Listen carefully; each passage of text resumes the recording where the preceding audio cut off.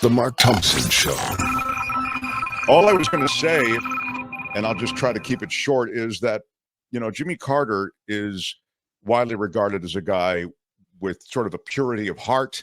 He was associated post-administration with this Habitat for Humanity, building houses, and he really, as an author, as something of a political philosopher, having written and opined on any number of things through the decades since he was president, he's achieved an elder statesman status, and lost in all of that is the fact that he was not a popular president.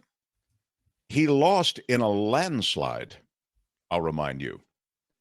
His presidency was marked by double-digit inflation and an Iranian hostage crisis that was one of the things that propelled him out of office. That is to say, even during the inauguration of Ronald Reagan, there was the Iranian hostage crisis double boxed, I think, because you'll have to check this. But I believe that literally the hostages were, on the tarmac in a plane, as I recall, on his, as the inauguration was happening, the flight was taking off type thing.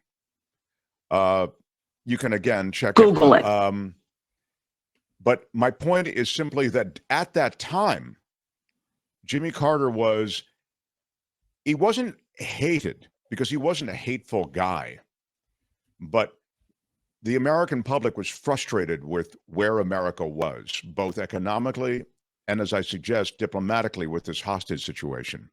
And so he was expelled from office, is the word I will use, because he lost in such a big landslide. Now, cut to now, or 20 years or even 30 years, you begin to realize how someone's history and profile is recharacterized and reconstituted. And that's what's happened with Jimmy Carter. And so he's a beloved figure in American politics now. And he, as I say, certainly through his actions, has a purity of heart and spirit. He's a deeply religious guy. And I think that religion has seen him through a lot of the adversity that he's faced as a senior, But he didn't have that status when he left the Oval Office. I would say that if you had asked people in the first decade after he left office whether or not Jimmy Carter's presidency was a failed presidency, I think they would say yes. And it wasn't for lack of smarts. He was an insanely smart guy.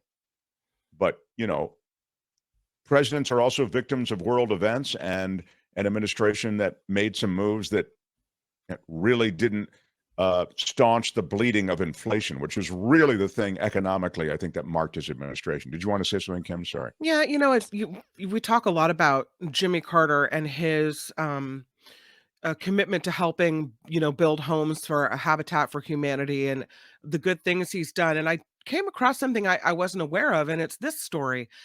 Apparently, he helped wipe out a parasite.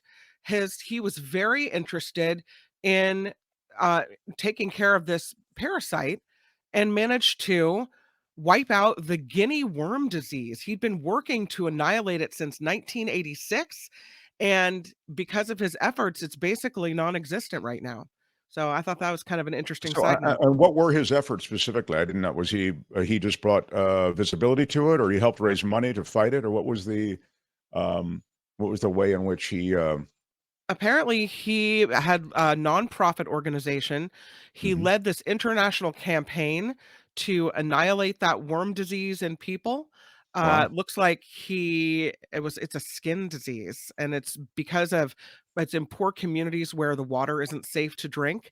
Sure. There was no drug or treatment to prevent it, but because of the Carter Center, the efforts that they have made and to eradicate the disease, apparently it's plummeted to an all-time low now. Wow. Oh, I didn't know that. Kim, how are you? That was very good. I'm impressed. Guinea worm disease dropping by more than 99.99%. That's a lot of percent. That's not Yeah. fake. Yeah. That's real. Yeah, that's a lot of percent. Yeah. So we give him a credit for wiping the horrific guinea worm parasite off the face of the earth, according to Kim, in addition to I building didn't know homes and that. I mean, churches. who knew, right? Yeah, I I'm certainly sure did there were not know. people that did know. Yeah. Yeah. Well, all I'll say in wrapping up, certainly when you talk about Jimmy Carter, is this is an extraordinary individual. He is an elder statesman, able to opine, I think, sensibly and smartly on any number of things, as he has. I mentioned he's written a couple of books. You may not always agree with him. And again, I think he came off a failed presidency and watched his profile politically change through the decades.